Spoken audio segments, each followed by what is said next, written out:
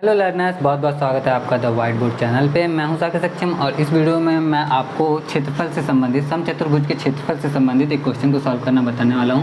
बहुत ही आसान सा क्वेश्चन है। आप में से कई सारे लोगों को तो पहले से ही आता होगा, लेकिन जाहिर सी बात है आपने इस वीडियो पर क्लिक किया है तो आपके अंदर कुछ नया सीखने की चाह रही होगी, तभी आपने इस क्लिक किया होगा।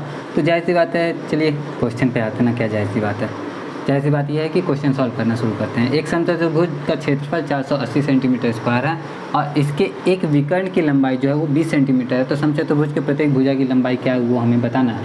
तो एक समचतुर्भुज क्या होता है? तो एक समचतुर्भुज वह चतुर्भुज है जिसके आमने सामने की भुजाएं क्या होती हैं? समांतर होती हैं। क्या समचतुर्भुज के लिए इतना ही क्राइटेरिया है? तो हाँ, बिल्कुल इतना ही क्राइटेरिया है। तो क्या वर्ग वर्ग जिसके आमने सामने की भुजाएं समांतर होती ही हैं और चारों भुजाएं बराबर होती हैं, ये भी हाँ। समचतुर्भुज कैसे कहते हैं? तो एक ऐसा चतुर्भुज जिसके चारों भुजाएं बराबर और आमने सामने की भुजाएं एक दूसरे के समांतर हो तो एक समचतुर्भुज हो जाता है। तो ये क्या है? क्या ये एक समचतुर्भुज है? तो वर्ग जो होता है वो भी एक समचतुर्भुज होता है, लेकिन वर्ग का जो है परिभाषा वो कुछ इस तरह से है कि चार भुजाओं से घिरी हुआ बंद आकृति जिसकी चारों भुजाएं बराबर हों, प्रत्येक कोण 90 डिग्री हो, वो हमारा क्या हो जाएगा? वर्ग हो जाएगा। लेकिन समचतुर्भुज के लिए ये नियम थोड़ा सा अलग है। नियम ये है कि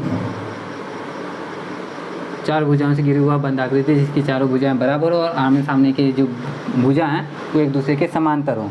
तो वर्ग जो है वो समचतुर्भुज है, लेकिन ये समचतुर्भुज जो है वो वर्ग नहीं है। तो समचतुर्भुज की बात करता है तो हम बेसिकली इसी वाले पे बात करेंगे, क्योंकि इसमें जो है ना विकर्ण की जो लंबाई है, जैसे ये वाला विकर्ण, एक विकर्ण बड़ा होता है और एक विकर्ण क्या होता है? छोटा होता है। तो इसको हम समचतुर्भुज कहते हैं।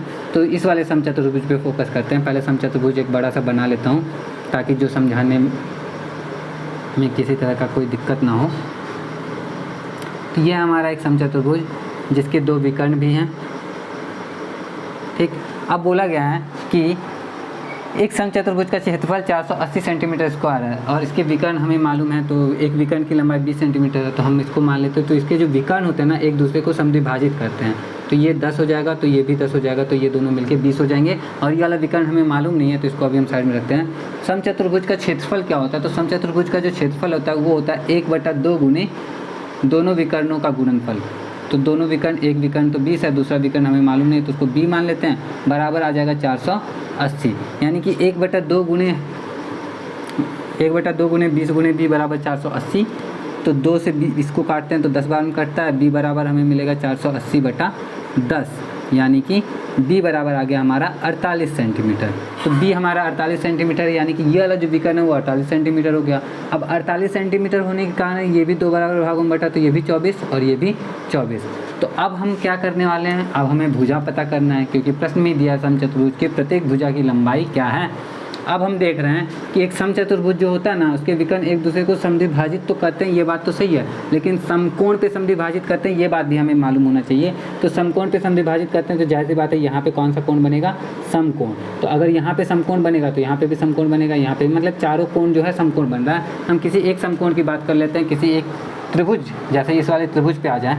तो इस वाले त्रिभुज पे अगर हम फोकस करें, देख लो ध्यान से, ठीक है।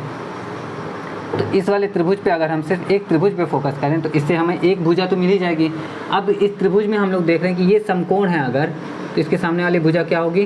कर्ण होगी, हाइपोथेनस बोलते हैं इसी को, ठीक है। अब ये कर्ण है तो कर्ण बराबर क्या होता है? तो कर्ण बराबर किसी भी समकोण त्रिभुज में पाइथागोरस का जो नियम होता है उसके अनुसार कर्ण बराबर होता है √अंडर लंब का स्क्वायर प्लस में आधार का स्क्वायर, ठीक है। तो हमें लंब और इसमें मालूम नहीं है लंब कौन और आधार कौन, तो किसी को भी कुछ भी रखो कोई फ़र्क नहीं पड़ता। तो हम इसको ऐसे लिखते हैं 24 का स्क्वायर प्लस 10 का स्क्वायर। 24 का स्क्वायर होता है हमारा कितना? तो वो होता है शायद 625 से कम 576 और 10 का स्क्वायर 100, तो ये हो गया हमारा 676। अब कर्ण बराबर आया √अंडर 676, तो 676 का वर्गमूल कितना होता है? तो 26 होता है, याद ही है मुझे, ठीक है, लगभग याद है। तो 24 और 26, 25 का 625 होता है, सबको याद होता है। तो 26 सेंटीमीटर हमारा क्या हो गया? राइट आंसर हो गया कर्ण। अब ये जो कर्ण है यही तो चतुर्भुज का क्या है, प्रत्येक भुजा की लंबाई कितनी हो जाएगी, ये 26 है तो जाहिर सी बात है ये भी 26 होगा, ये भी 26 होगा और ये भी 26 होगा। तो समचतुर्भुज के प्रत्येक भुजा की जो लंबाई होगी वो 26 सेंटीमीटर होगी। अब चूंकि 676 का जो वर्गमूल होगा वो ±26 आना चाहिए था, लेकिन फिर भी मैंने सिर्फ 26 लिखा, वो इसलिए क्योंकि भुजा की लंबाई माइनस में नहीं होती है। ठीक है, ऑप्शन में अगर माइनस दे दे कभी तो इसका मतलब ये नहीं कि MTO पे टिक कर देना, ध्यान देना है कि जो चीज़ माइनस में नहीं होता उस पर भी ध्यान देना है। तो इसके क्वेश्चन का जो राइट आंसर है ऑप्शन सी पे हम लोग टिक करेंगे 26 सेंटीमीटर। और इस तरह से हमारा क्वेश्चन सॉल्व हो गया। अगर आपको वीडियो अच्छा लगा हो तो लाइक कर देना, कुछ और भी कहना हो तो कमेंट करके कह देना। और आज की वीडियो के लिए इतना ही। ये जो क्वेश्चन है वो TGT मैथ्स TRE 1 का है और TRE 2 के भी सारे, मतलब इसके पहले सारे कंप्लीट हो जाएं, उसके बाद TRE 2 के भी सारे मैथ्स के क्वेश्चन कंप्लीट कर दूंगा, TGT वाले, क्योंकि उससे पहले वाले जो छोटे वाले हो गए ना, जनरल पेपर और जूनियर पेपर, उसके मैथ्स के सारे क्वेश्चन मैं ऑलरेडी अपलोड कर चुका हूँ, उनको चेकआउट कर लेना। और नेक्स्ट वीडियोज़ के लिए अपडेटेड रहना हो तो चैनल को सब्सक्राइब कर लेना। मैं मिलता हूँ आपसे नेक्स्ट वीडियो में। जय हिंद।